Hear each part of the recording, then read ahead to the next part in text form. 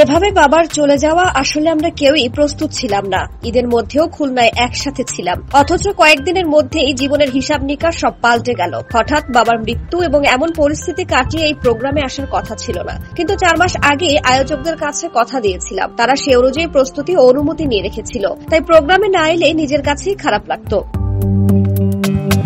মালয়েশিয়ার কুয়ালালামপুরে শনিবার সন্ধ্যায় বাংলাদেশের একটি গণমাধ্যমের সঙ্গে এভাবেই নিজের অভিব্যক্তি প্রকাশ করেন মডেল, উপস্থাপক ও আইনজীবী পিয়া জান্নাতুল। এলিট বিজনেস অ্যাওয়ার্ডে হোস্টের দায়িত্ব পালন করতে বর্তমানে মালয়েশিয়ায় অবস্থান করছেন এই অভিনেত্রী। মালয়েশিয়ায় এটাই তার প্রথম আগমন। পিয়া বলেন, মিডিয়াতে এখন কাজ কমিয়ে দিয়েছি, কারণ এখন আমার সময় বেশি যায় আদালত, ব্যবসা এবং পরিবার নিয়ে। 17 বছরের ক্যারিয়ারে মিডিয়া আমাকে অনেক কিছু দিয়েছে, পরিচিতি, সম্মান, ভালোবাসা, সবকিছুই। তিনি জানান, মিডিয়ায় তার আসা সহজ ছিল না, অনেক সংগ্রাম করে আজকের অবস্থানে এসেছেন। এখন অনেক পরিবার তাদের মেয়েকে মিডিয়াতে আসতে উৎসাহিত করছে, যা তাকে গর্বিত করে।